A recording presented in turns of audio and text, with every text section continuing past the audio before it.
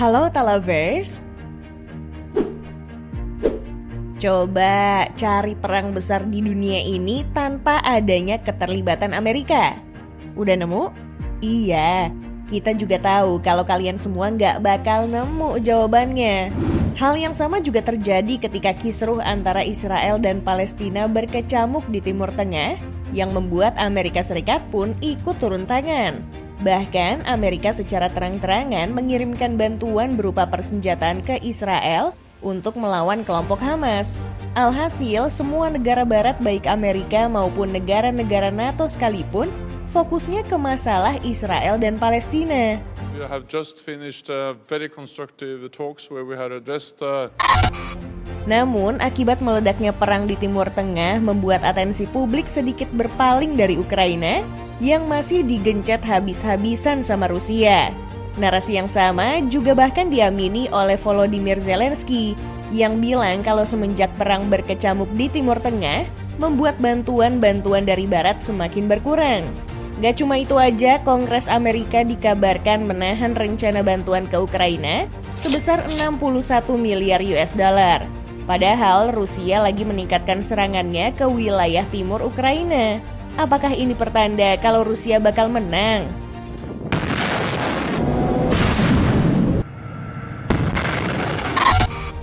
Namun yang paling menghebohkan adalah beredarnya sebuah video yang memperlihatkan kelompok Hamas berterima kasih kepada Zelensky. Ucapan terima kasih tersebut dilontarkan oleh Hamas berkat bantuan persenjataan dari Ukraina. Itu berarti secara diam-diam Ukraina memasok persenjataan untuk kelompok Hamas dalam memerangi Israel. Dengan kata lain, apakah Ukraina membelot dari Barat akibat tidak terima bantuan berfokus ke Israel? Bismillahirrahmanirrahim. Yastamirru nidaluna ضد هذا الاحتلال الغشيم. Sejujurnya memang Ukraina seringkali diisukan menjual kembali senjata-senjata yang dikirimkan oleh Barat. Namun Amerika tetap membantu Ukraina dan gak memperdulikan isu tersebut. Tapi kalau sudah ada bukti kayak gini, berarti Ukraina sudah jelas berpihak ke musuh sekutunya.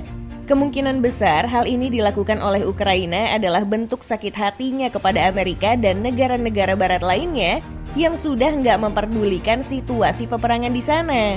great pleasure to welcome you here to the NATO headquarters and we have just finished Namun, pihak Ukraina membeberkan kalau semua yang dikabarkan itu adalah hoax.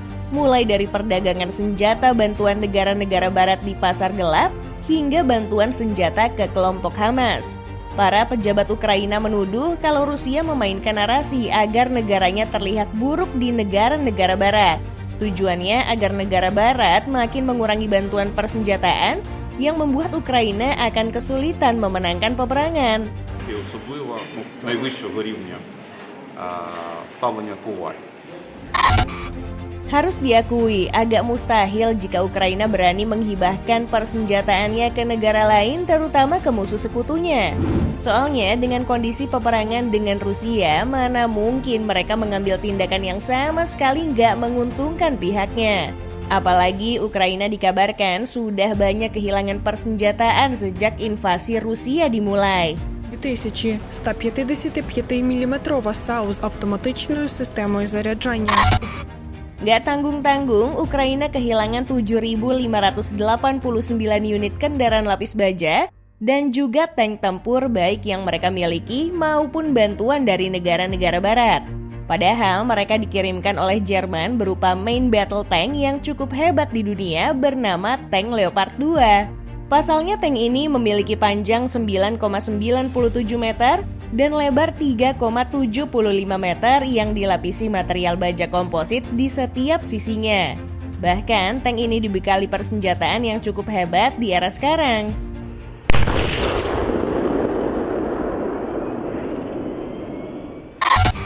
Leopard 2 dibekali meriam utama berukuran kaliber 120 mm yang tembakannya ini bisa menembus baja setebal 560 mm dari jarak 2 km. Tidak hanya itu, tank buatan Jerman ini juga dibekali senjata sekunder berupa 2 buah senjata mesin berkaliber 7,62 mm yang bisa memuntahkan 4.750 butir peluru. Nah, dengan persenjataan segitu banyaknya membuat tank ini memiliki bobot seberat 66 ton lebih. Tapi berkat mesin dieselnya, Leopard 2 bisa melaju di kecepatan maksimum 70 km per jam dan memiliki jangkauan operasional sejauh 340 km. Namun sayangnya, Leopard 2 ini ringsek di tangan Ukraina. Die Waffe in den Armeen vieler Nationen. Nah, dari sini sudah jelas kalau senjata sebagus itu aja nggak mampu untuk melawan kekuatan Rusia.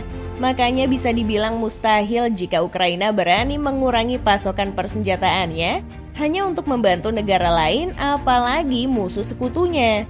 Tapi sedihnya negara tersebut karena sekarang Amerika dan negara-negara barat lainnya lebih mengutamakan Israel dibandingkan Ukraina. Sampai-sampai Zelensky mengutarakan pernyataan bahwa fokus negara barat saat ini bergeser ke Timur Tengah. Jika Ukraina nggak mendapatkan dukungan lagi, maka mereka bakal mundur. I welcome all who stand for common efforts. Я вітаю всіх, хто виступає за спільне. Perlu diingat kalau Amerika dan negara-negara barat lain sudah mengirimkan persenjataan-persenjataan mereka ke Ukraina. Mulai dari Amerika yang mengirimkan M1 Abrams, kemudian disusul Jerman dan Polandia yang menghibahkan Leopard 2-nya, hingga Inggris dengan Challenger 2. Tidak hanya itu, Amerika yang menjadi garda terdepan membantu Ukraina sudah menyumbangkan berbagai persenjataan mutakhirnya seperti drone, kendaraan lapis baja, artileri berat yang ditemani 184.000 butir pelurunya, hingga rudal sebanyak 14.000 proyektil. That's why we brought together a coalition more than 50 countries.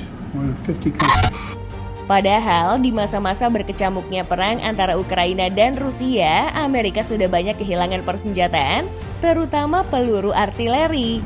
Itu karena Ukraina dikabarkan menggunakan proyektil sebanyak 5.500 peluru per harinya.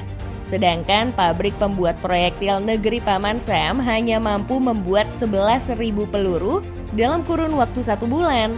Otomatis Amerika harus menggunakan cadangan senjatanya untuk membantu Ukraina.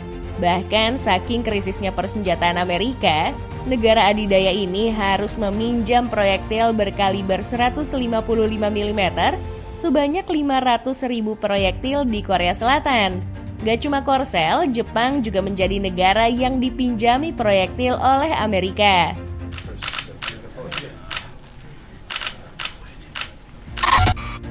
Nah, sekarang karena Israel sedang dalam masa perang, Amerika juga harus turun tangan untuk membantunya. Mereka juga mendapatkan bantuan proyektil berkaliber 155 mm yang sama dengan Ukraina. Padahal tadi sudah dijelaskan kalau negara yang dipimpin oleh Joe Biden ini jelas-jelas mengalami krisis senjata.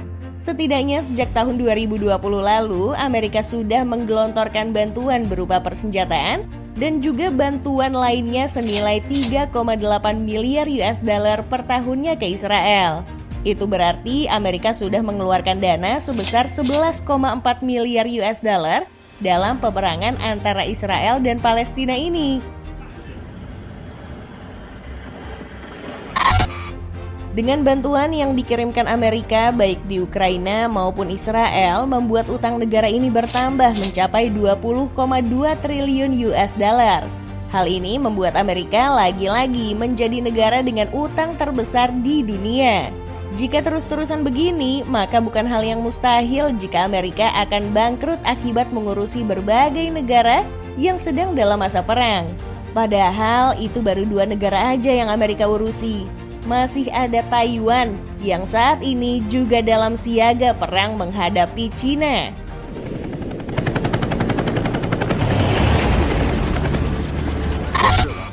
Seperti yang kita ketahui, saat ini Taiwan berharap penuh pada Amerika untuk melawan Cina.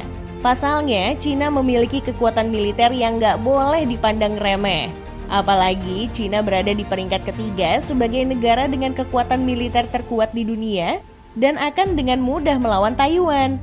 Namun dalam kondisi sekarang, Amerika kayaknya bakal kesulitan untuk membantu Taiwan. Makanya inilah waktu yang tepat untuk Cina melancarkan invasi ke Taiwan.